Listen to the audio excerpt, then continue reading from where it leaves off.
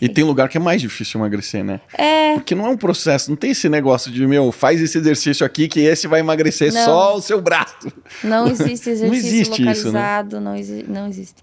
Assim, você tem o estímulo, digamos, geralmente mulheres, né? Se ela tá com a composição corporal de uma falsa magra, né? O que seria uma falsa magra? Você vê, aparentemente a pessoa tá magra, mas vai fazer uma avaliação de composição corporal, tá com o percentual de gordura muito alto e, né, não tem massa muscular que você não consegue ver, né? Um negócio que você fala, nossa, a pessoa é muito magra, mas vai fazer o percentual de gordura tá, né, altíssimo. E aí, com a musculação, você consegue direcionar, né? Mulheres geralmente buscam, eu quero mais quadril, quero mais glúteo, quero mais quadríceps, né? Então, você consegue direcionar, né? Para a construção de massa muscular. E aí isso pode significar mais queima calórica naquela região, porque de fato o músculo está próximo da gordura, né?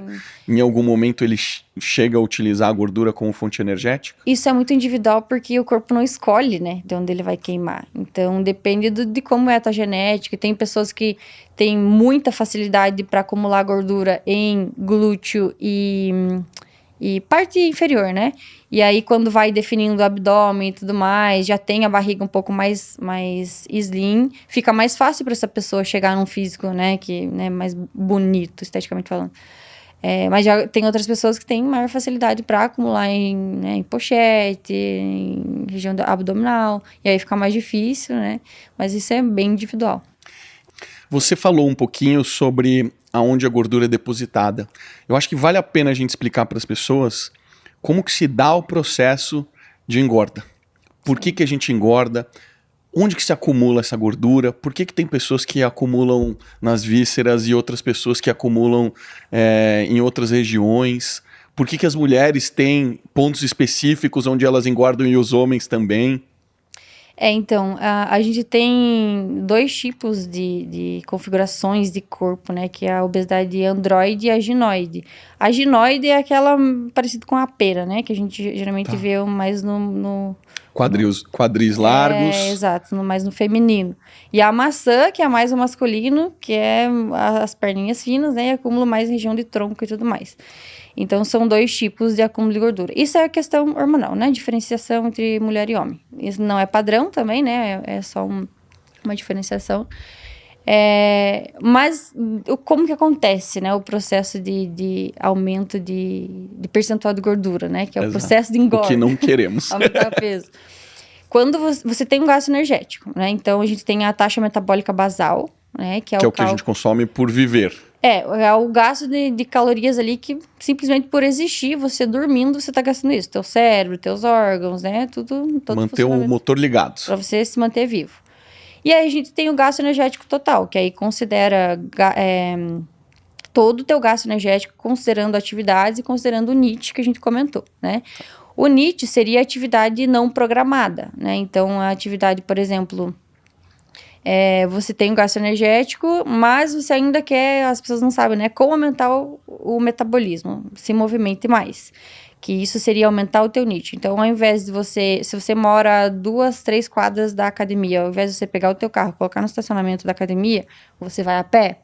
Você mora no 3º, 4º andar, ao invés de você pegar um elevador, você vai pelas escadas. Então, simplesmente essas pequenas escolhas no dia a dia, né, o corpo tem essa necessidade de gastar energia, ou, né, vem de onde essa energia que a gente gasta no dia a dia. Então, isso seria aumentar o gasto energético pelo NEAT. E aí tem, né, isso também é considerado dentro do gasto energético total, que considera atividades e todo esse cenário de tudo que você faz, toda a necessidade calórica. Quando você engorda, é muito claro, você come mais do que essa tua necessidade. Então, você manter ali, por exemplo, falar, Carol, eu exagerei final de semana, então sábado e domingo, tive evento no meu trabalho, comi o dia todo, fechei mais 5.000 calorias, com certeza vou engordar. Se você se manteve em déficit calórico durante a semana, né, ou durante até uma norma calórica, que a gente chama, que é exatamente a mesma quantidade que você consome, é a mesma quantidade que você gasta, a tendência, né, é que você pelo menos ou estabilize ou aumente. Se você tá em norma calórica, você estabiliza, né? Se você tá com um superávit calórico, que é comer a mais, você aumenta esse peso. Quando você tá em déficit, a tendência é que você baixe. E esse balanço, ele é feito ao longo do tempo, né? Então, não é um dia que estraga a tua dieta. Então, não é esses 2 dias do final de semana que você saiu da dieta. Se você manteve ali ao longo da semana o déficit calórico, né? Digamos que está um processo de emagrecimento, e 2 dias ali você deu uma exageradinha, não vai atrapalhar. Mas isso também depende do quanto que você, né, exagerou. Porque, por exemplo, se você tá em um déficit moderado, né, que vai ali de 300 a 500 calorias durante a semana, buscando emagrecimento.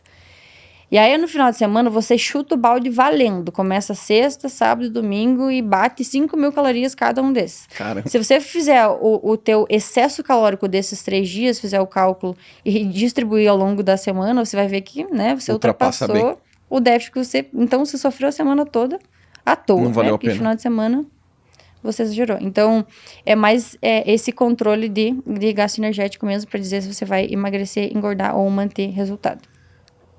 E como que a gente acumula essa gordura, né? O corpo entende que a gente precisa gastar energia, então se você tá ali em jejum, né, vai para corrente sanguínea e a gente consegue queimar, utilizar como fonte de energia.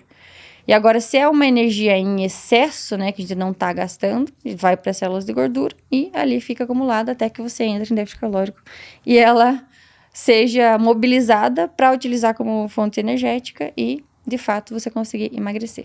Então, quando eu me alimento em excesso, vamos falar de uma refeição especificamente, me alimentei mais do que eu vou gastar energia nas próximas horas. E vou ficar em repouso, sentado, trabalhando. Esse excesso, a gente vai ter um pico glicêmico, provavelmente, porque essa pessoa comeu um monte de porcaria. O que acontece a partir daí, com esse excesso de energia no sangue? Então, a gente tem 2 formas de acúmulo de energia, né? Que seria o glicogênio. Tanto hepático quanto o muscular. Então, o hepático é para essa mobilização rápida, né? Para você tá precisando de energia ali e tal.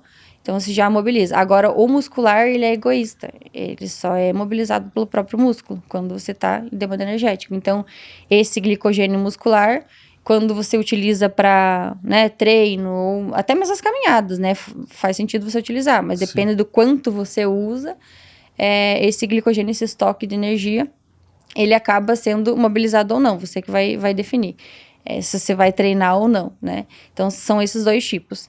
Aí, quando esse excesso é muito mais excesso que sobrecarrega, né, no caso, aí você tem, né, o excesso de energia para ser mobilizado, ser convertido em gordura para ser estocado. Então, são todos os direcionamentos que o corpo vai fazendo, depende da tua demanda, entende? É só...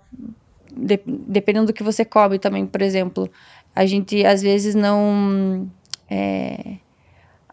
eu comi demais, tem muita gente que faz dieta com excesso de proteína para hipertrofiar, né? Acreditando que tá hipertrofiando.